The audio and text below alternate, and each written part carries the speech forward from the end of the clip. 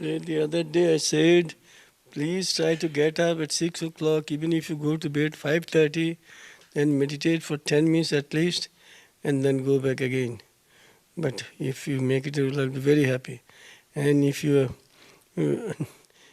God is asleep, He's not visiting you, and if you are not, then you can meditate at 4 o'clock, 5 o'clock, instead of 6 o'clock. Before 6, you can meditate any time. But after 6, if it is simply impossible, if you are bedridden, and if you have serious mental problems and all that, what can I say?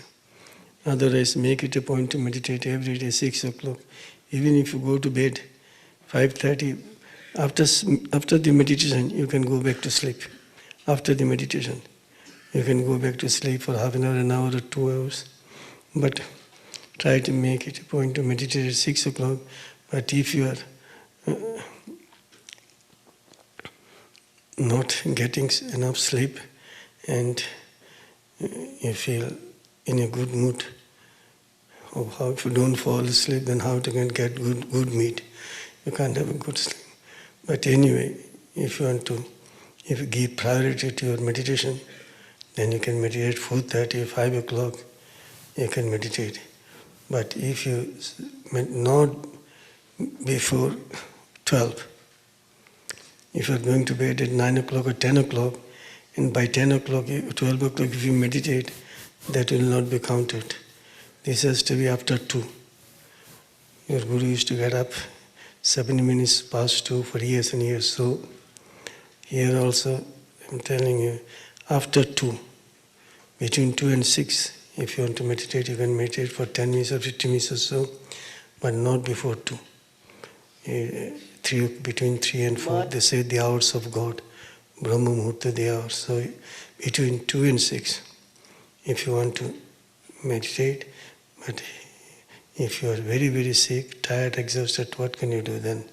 Whenever you get them, because after 6, this atmosphere, nature gets very, very restless.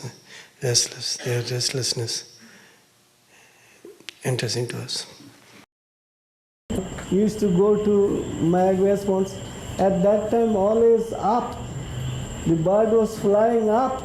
The bird said, I am not going to go down. Even if I go up, go slowly, no harm, but I am going there. But now, the bird is not doing that. The bird is now looking down and says, my God, have I really gone so high? Means, in those days, flight is going up all the time, not looking. Now, we look and see, and what, am I really so high? But we know that time goal was going like this. Now goal is like not the goal, but looking down, and only if you are 5 inches above, then you flatter out, oh my God, that I'm so high. So I'm so high. At that time, 5,000 miles up. But even then you feel, perhaps I have not gone up, and it is not high enough, it is not high enough. So that time, so high, even then I'm not high enough. Now you look down in this much, oh, I got so high, I'm so high, then am I really? I've got so high. So now you see, now the distance, we are looking at the distance, this distance you are valuing much more than the distance at that time when you were so high. This is the thing that you know, that time higher, but you are thinking, you are not satisfied, thinking, oh, I am not high enough, my flight is not, aspiration is not high enough. Now, if you pray one day and 2 weeks, even if you don't pray, immediately, I prayed. You are thinking of 2 weeks when you prayed very sincerely one day. And in those days, even one day, if you did not pray seriously, something used to pinch you. I didn't do my good meditation this morning. In the evening you are miserable that you didn't do your best meditation. Now if you do good meditation one day, you have to try to remember it for 2 weeks. If you are every day you are not having good meditation, but you are remembering, like tennis player. We have some tennis players, one good shot, they remember, they are ready to lose all the games. One good shot they remember for 3 weeks. People like to love it.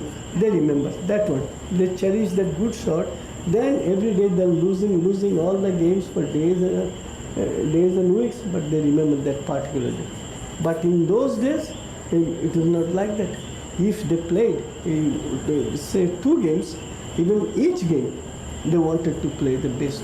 And they are not thinking of the one, that first game, if they had fine strokes, they are not going to cherish that. They are only thinking of the second game, they have to have a better stroke, more a powerful stroke.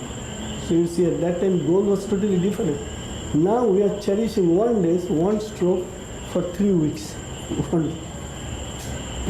I tell you, instruments, how much research God has taken us as His instruments, chosen instruments, how much faith He can have in us. Everybody is God's child, nobody denies it.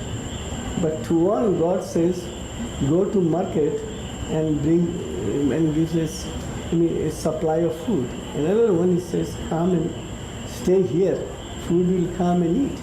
But now, the one that God has entrusted with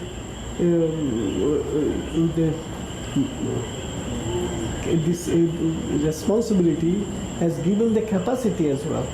The one He has sent to the market, so what to bring, He has given it the capacity. And the one He is asking to stay here, He is also expecting that person to remain here calm and quiet and not to sleep. Sit at a place, food is coming. But now the one is seated, he says, since I am not doing anything, what is not doing? Obedience, He has asked you to sit. God didn't ask you to sleep. But no, since God has asked me to sit, I can sleep. Then He's doing it. But the other one who has been sent to the market to bring, he is not sleeping in the way. He is going there, he is doing his duty by obeying God. But the one that He is asking to sit down, he should sit down. But he goes another step. He said, no. He has asked me, since I have nothing to do, you have something to do, obedience. He has asked you to sit down.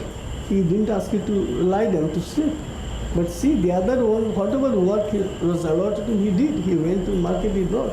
But this one, instead of sitting properly, started lying down, sleeping and snoring. So here it is. Each one, God has given each one to do something.